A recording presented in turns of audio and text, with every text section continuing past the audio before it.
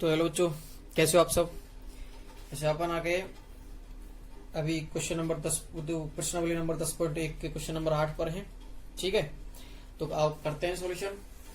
क्या है कि दी गई आकृति में कोण P का अर्धक PS, मतलब इस कोण P का अर्धक है, मतलब ये कोण का हिस्सा और ये कोण का हिस्सा बराबर है, और ये PS इसका क्या है, कोण को आधे आधे हिस्सों में बांटता है। ठीक है, भुजा QR को S बिंदु पर प्रतिच्छेद करता है। ये भुजा QR है, इसको किस बिंदु पर प्रतिच्छेद कर रहा है, S पर। तो SN लंबवत PQ, ये SN है जो लंबवत है PQ की, और ये SM लंबवत PR पर है। ठीक है, तो सिद्ध कीजिए SN बराबर SM। तो अपन को लिखना क्या है, बस ज्यादा नहीं लिखना है, इसमें बहुत इजी क्वेश्चन है। चूंकि बिंदु S कोण P के अर्धक पर है एवं SN S की किससे दूरी, PQ से दूरी, तथा SM क्या है, S की PR से दूरी है। और अपन पढ़ते आए हैं प्रमेय में कि किसी कोण का अर्धक उसकी भुजाओं से, अर्धक पर प्रत्येक बिंदु क्या होता है, उसकी भुजाओं से समदूरस्थ होता है। तो अपन लिख सकते हैं अतः S PQ एवं PR से समदूरस्थ बिंदु है। अतः SM बराबर SM। ठीक है, चलो चलते हैं नेक्स्ट क्वेश्चन पर। नेक्स्ट क्वेश्चन क्या है कि दी गई आकृति में कोण ABC दिया गया है, BA और BC, इनसे ये कोण दिया गया है, BA और BC से समदूरस्थ तथा कोण ABC के अंतः भाग में किसी बिंदुओं का बिंदुपथ ज्ञात कीजिए। तो देखिए सॉल्यूशन, अंतः भाग में इनका क्या ज्ञात करना है, अपन को सॉल्यूशन ज्ञात करना है। तो अपन देखते हैं कि BA और BC से समदूरस्थ, इनसे समदूरस्थ दो भुजाओं से, दो प्रतिच्छेदी रेखाओं से समदूरस्थ बिंदु का बिंदुपथ क्या होता है, मैंने आपको पहले पढ़ाया है, उनके कोण का समद्विभाजक करने वाली रेखा या उनके कोण का अर्धक जो होता है वो क्या होता है, उनसे समदूरस्थ बिंदुओं का बिंदुपथ होता है। तो अपन इसको इस तरीके की भाषा में लिख सकते हैं। मान के चलो मैं इसको लिख देता हूं, यहाँ E लिख दिया या D लिख दिया, Q लिख दिया या P लिख दिया, जो भी है मैंने BP लिख दिया। ठीक है, तो अपन लिखेंगे इस चीज को किस तरीके से लिखेंगे कि चूंकि BA एवं BC से समदूरस्थ बिंदुओं का बिंदुपथ कोण B का अर्धक होगा, इसलिए BP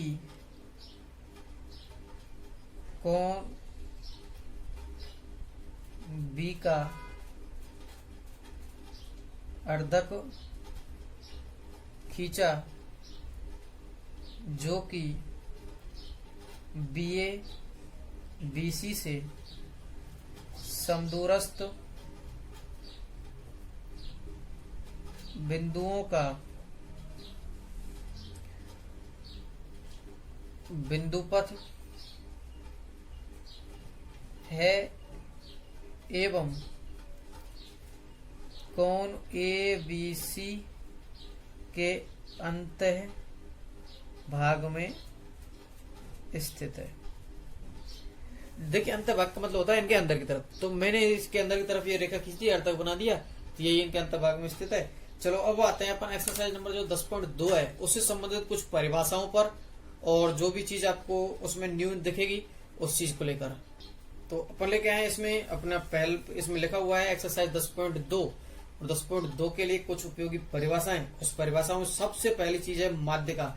ठीक है, माध्यिका क्या होती है, अपन को समझना इस चीज को है कि माध्यिका होती क्या है। माध्यिका क्या है कि किसी त्रिभुज के शीर्ष से उसके सामने वाली भुजा के मध्य बिंदु को मिलाने वाली रेखा, मैंने देखा इसको इससे मिलाया, इसको मिलाने वाली रेखा ये है मध्य बिंदु को, तो क्या रहेगी ये माध्यिका।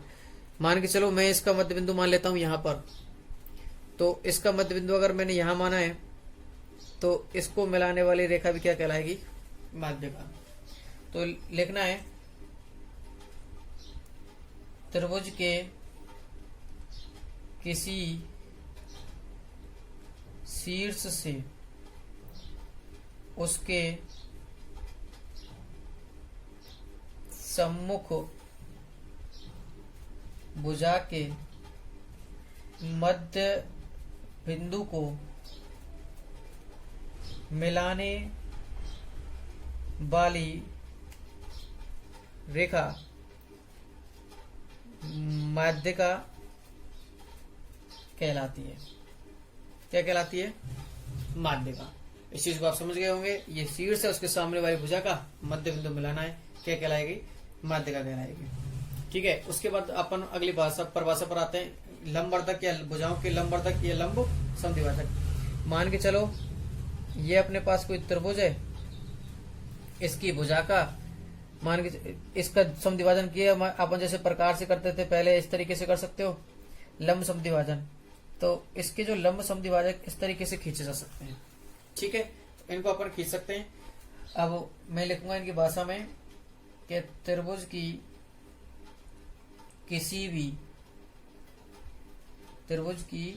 किसी भुजा पर मध्य बिंदु से गुजरता हुआ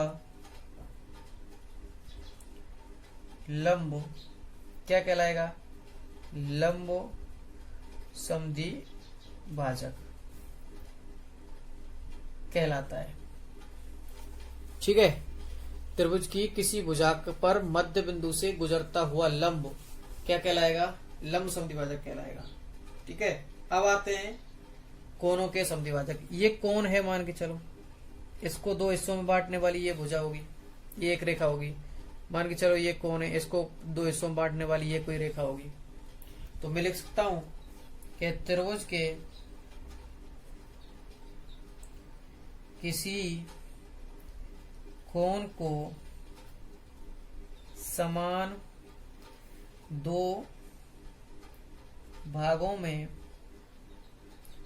बांटने वाली रेखा क्या कहलाएगी, कोण का समद्विभाजक कहलाती है। ठीक है, उसके बाद अपनी नेक्स्ट परिभाषा आती है शीर्षलंब की। शीर्षलंब क्या है, मान के चलो ये शीर्ष है, पहले अपन शीर्ष से मध्य बिंदु को मिला रहे थे, लेकिन नहीं, अब की बार ऐसी जो इस पर 90 डिग्री का कोण बनाए। मान के चलो इससे डाला गया यह लंब जो इस पर यहाँ 90 डिग्री का कोण बना रहा है, तो ये क्या होंगे, शीर्षलंब होंगे। तो अपन लिखेंगे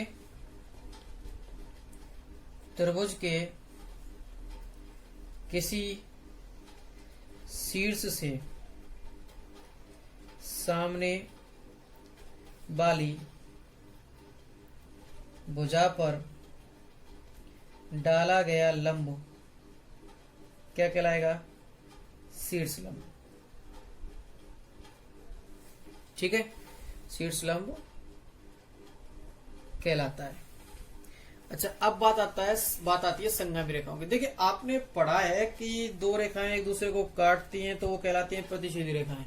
ठीक है, ऐसे ही अगर दो से अधिक, मतलब मेरा कहने का मतलब या तो 3 या 3 से अधिक, जैसे अगर ये दो रेखाओं के अलावा कोई एक रेखा और इस बिंदु से गुजरती है तो ये रेखाएं तो क्या कहलाएंगी, संगामी रेखाएं। लेकिन ये बिंदु क्या कहलाएगा, संगमन बिंदु।